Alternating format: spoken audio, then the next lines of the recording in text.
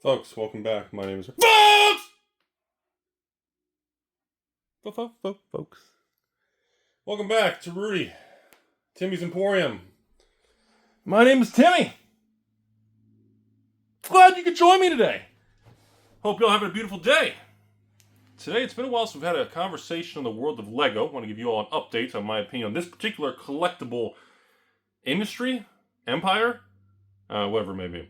I want to go over my opinions on what I see going on. Essentially, the market believes that the collecting and investing of the world of Lego and specific sets, the glory days are over. We've already peaked, and Lego will be in a flat to neutral kind of downturn, lack of appreciation over the next decade. That seems to be the internet's opinion.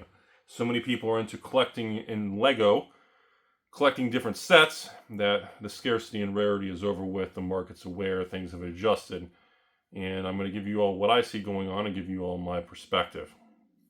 So, first, yes, the landscape of Lego has changed. We need to go over a few segments on this market cycle. When things were bad, especially in 2022, 2023, in that weak market, Lego was producing quite a bit of sets, and they were not retiring sets nearly as quickly. Because of this, as we went into a downturn of the bear market in the collectible world and the stock market and Bitcoin and blah, blah, blah, and interest rates went up, we saw a lot of products that were probably, I'm going to say, probably overproduced compared to what the demand actually is. Therefore, it's a similar situation to modern magic of the 2021 through 2023 era.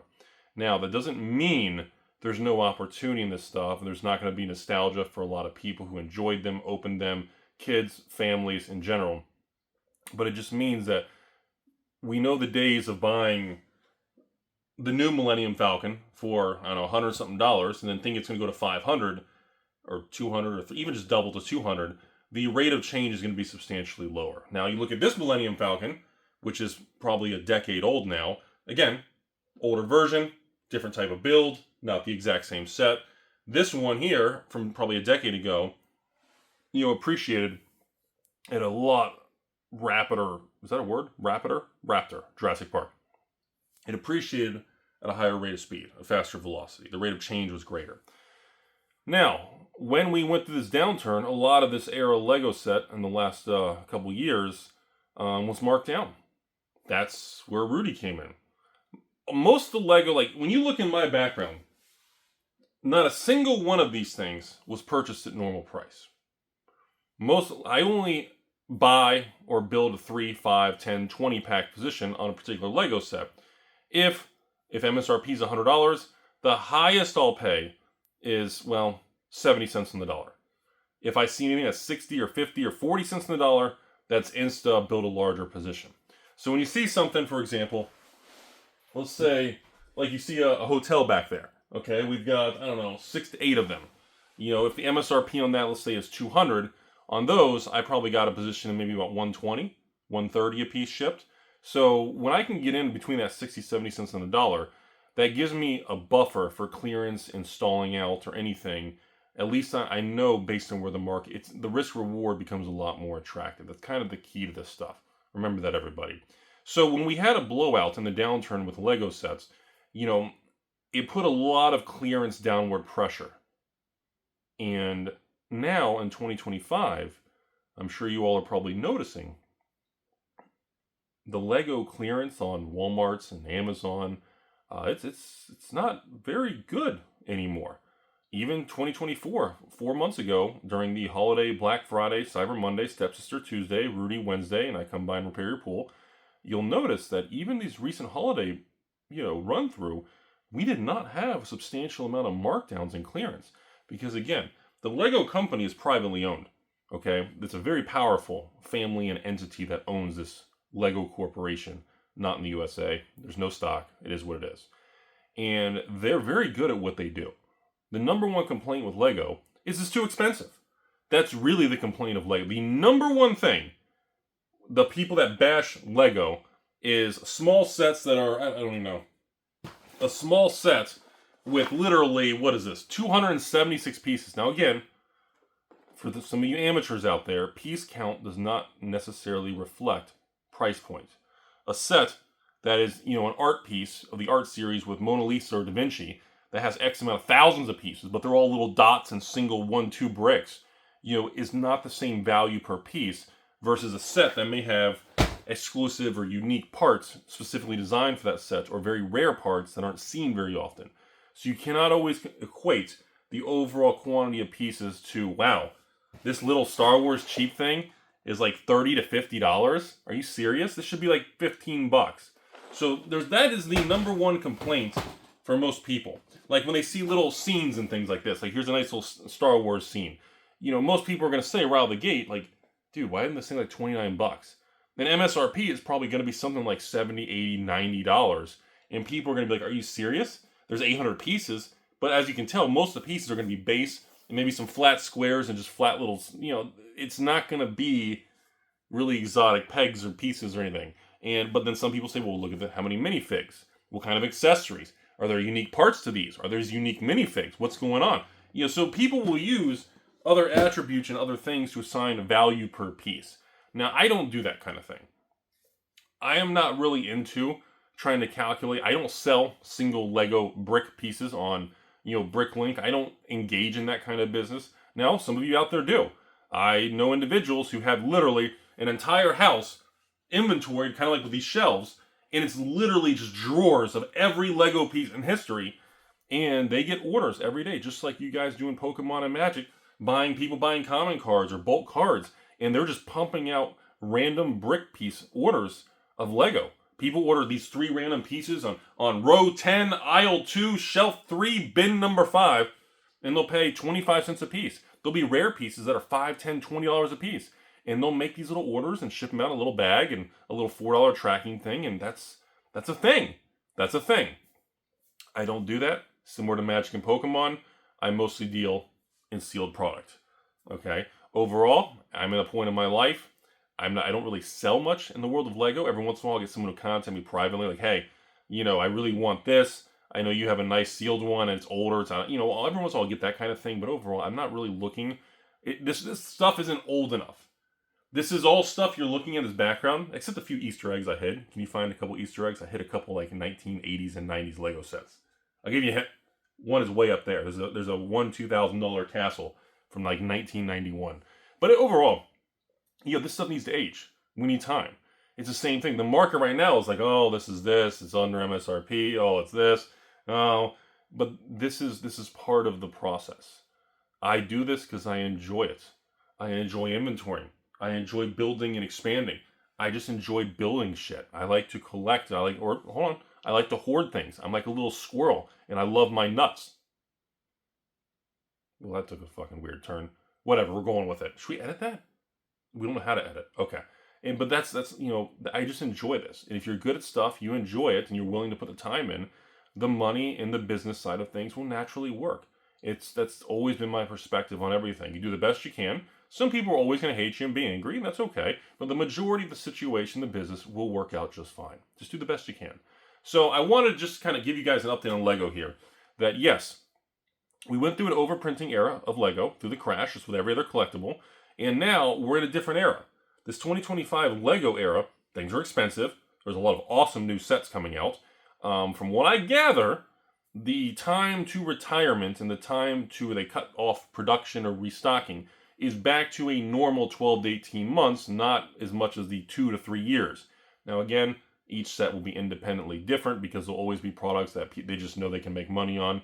But overall, I have the same attitude I have with Lego as I do with Magic and even Pokemon. When nobody wants it and things are cheap and terrible, you move in and you build positions and things. You do it because you enjoy it, and you do it because you believe in the product. I've never once told you guys I do this because I'm going to outperform the S&P 500. If it does 1 year, that's great. If it doesn't do anything for 5 years, that's great. That is the agreement that I make with myself when I engage in this stuff. But over time, it should still kind of stay the course and do its thing.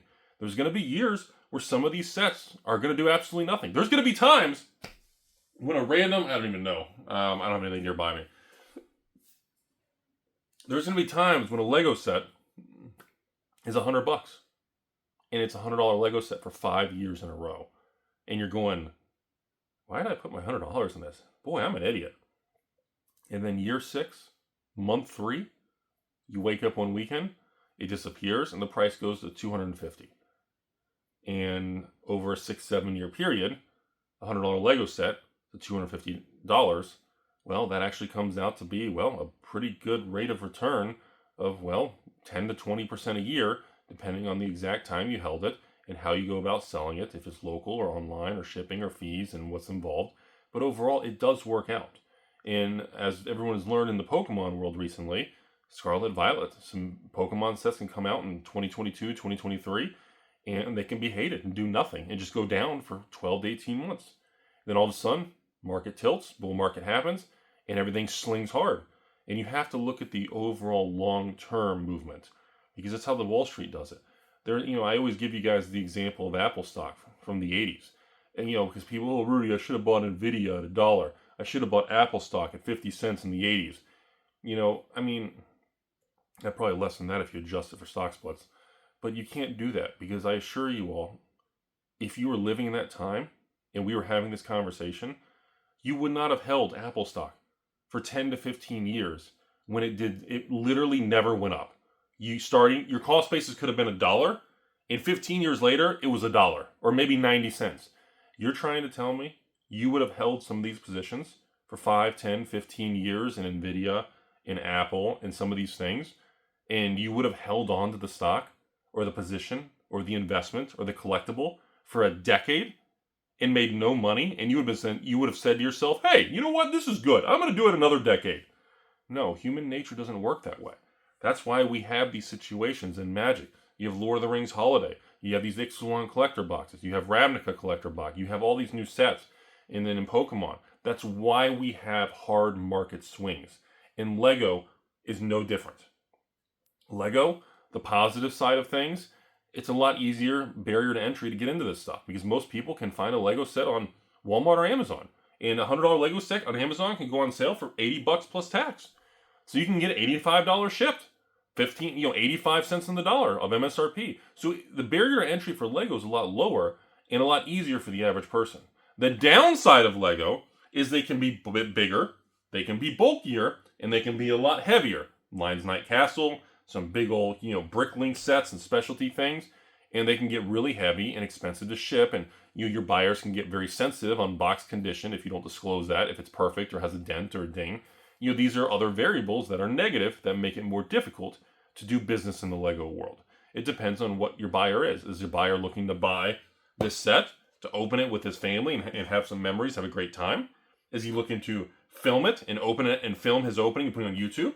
Is he looking to build a position? Is he looking to buy it, every single, Millennium Falcon, and keep it for this future 5 generations to retire on? Everyone's going to have different attitudes and perspectives. And that's why we live in a world where no one ever agrees on everything. And it's important that the world stays that way, because that's what breeds opportunity, where people can think for themselves. So, conclusion of this video, yes, we went through an overprinting era of Lego through 2022, 2023, just like everything else. A lot of it was marked down, fire sold, this and that. We are now back into a stronger era of Lego, where it's not really being overproduced as much, and there's not really markdowns and clearance sales nearly as much as there used to be.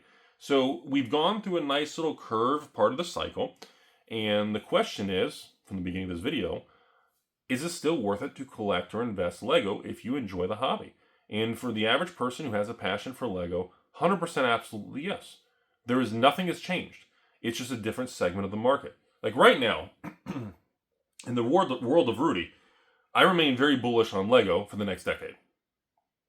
Number 2, I remain very bullish on old original oil paintings and artwork you guys see on this channel from 18th, 19th century.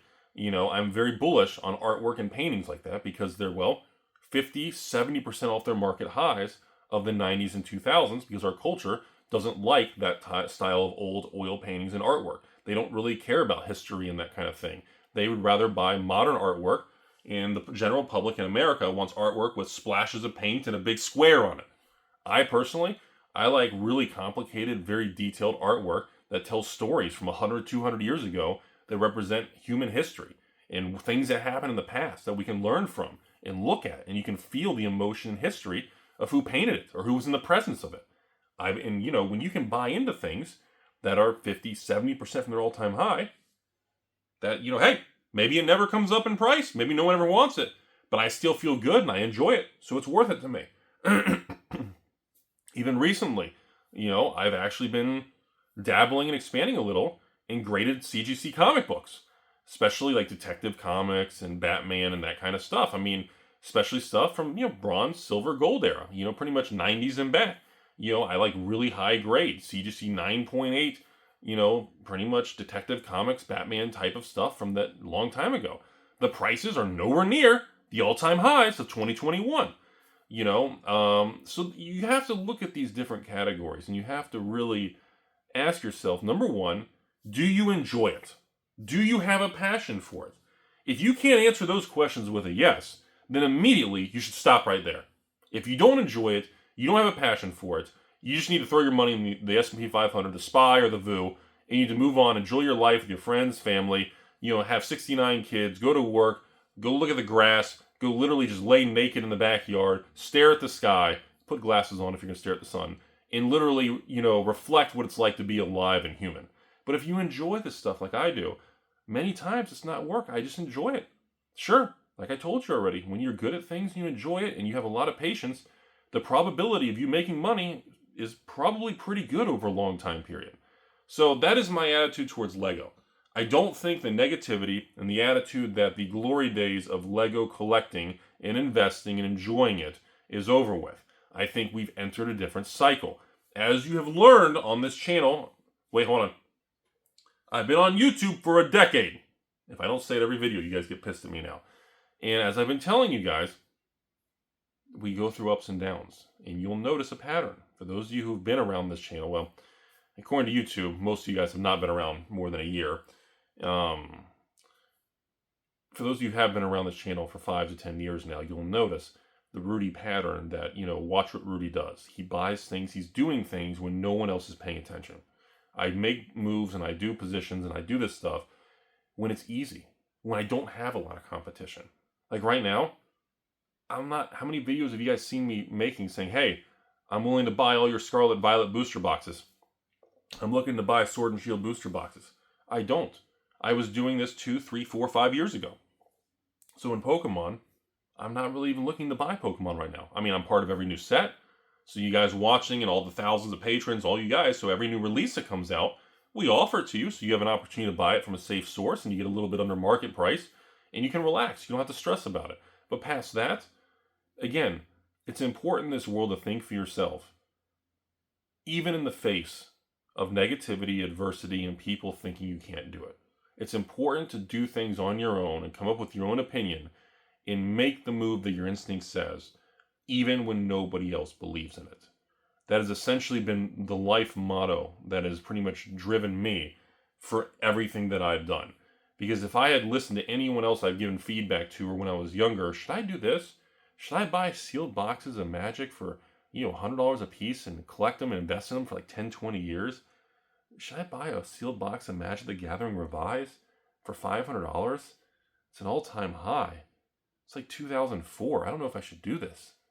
Should I buy Urza's Legacy for $500 a box now? In the moments, most people humans have a difficult time understanding long periods of time because we all have mortality and we all share the same ending of death. And that's something we have to accept in life and we have to enjoy the journey. So when we talk about periods that are long periods of time that go past days, weeks, months, or even a year, it gets a little shaky. It makes everybody a little nervous and gives us anxiety. Because long periods of time like that it makes everybody a little nervous. Most people are nervous to talk about money.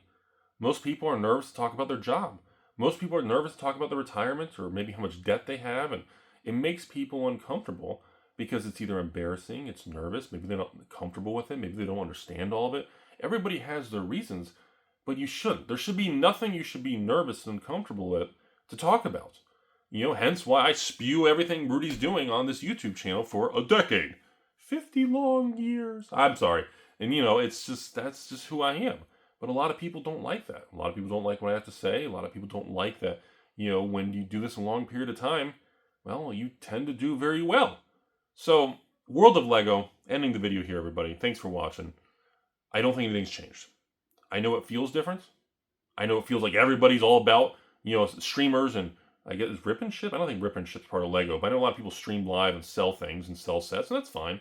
But I don't think in the big picture, even if Lego sets age and they don't go up as much, I believe for individuals who have the space, the stability in their life, they have the resources, I still believe, in addition to your stocks, bonds, Bitcoin, real estate, and cash, I do think that collectibles, including the Magic, the Pokemon, comic books, and Lego, I think these other categories are great additions to a diversified portfolio. And I don't see anything wrong with it.